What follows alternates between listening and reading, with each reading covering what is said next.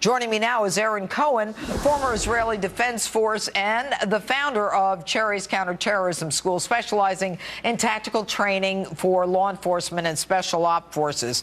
All right, you're a counterterrorism specialist, Aaron, formerly with the IDF, Israeli Counterterrorism Unit. We all know, if we see something, we say something. And we have to start hoping that people will actually do that in light of the silence of those in San Bernardino who saw something and said nothing. But tell me more. More than seeing something and relying on my neighbor to say something, what can I and everyone else do? Well, what you can do, Judge, and what we all have to do is we have to make sure that we start getting very realistic about our defense. And what I mean by that is see something, say something is not going to find a gun in a bag at my niece's elementary school. It's not going to respond to an active killer who's moving down a hallway with a Kalashnikov rifle. It's not going to be able to predictively profile a potential suspect or an Islamic terrorist who's about to open fire on a crowd of people at my new opening of Star Wars this weekend. Oh, we don't have any defensive measures in place.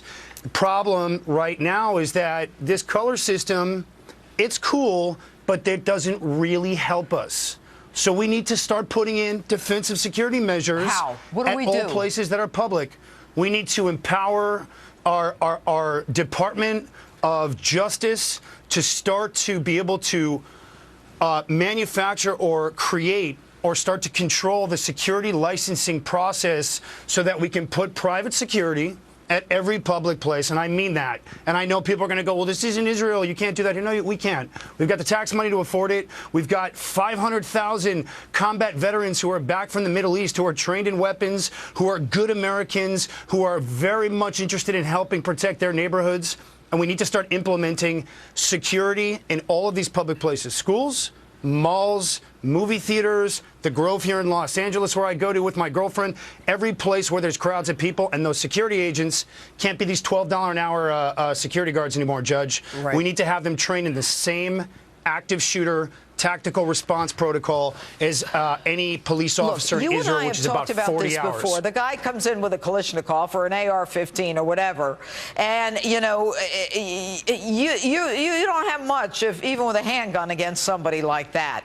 So aside from putting security in some of these places that we need, in light of what happened in Chattanooga, where the guy was just standing there at a recruitment center and gets killed, you know, what does the average person have to do? I mean, I'm in a mall. What am I looking for?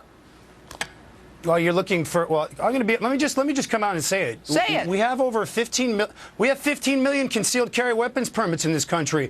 Why aren't we using those as force multipliers and forcing those sheriffs who are issuing those permits, not that you'll find one in L.A., as a deputy sheriff reserve and SWAT instructor, I carry whenever I'm in public. But having said that, I am trained to fire into crowds. I am trained to run directly into the threat. I am trained to charge through a crowd of people and fire 5 rounds at center mass. That takes training. So why aren't we using those concealed carry permit holders? I'm not talking about the 90-year-old grandmother with the bag and the revolver in the bag. No, I'm talking about the lawful CCW carriers.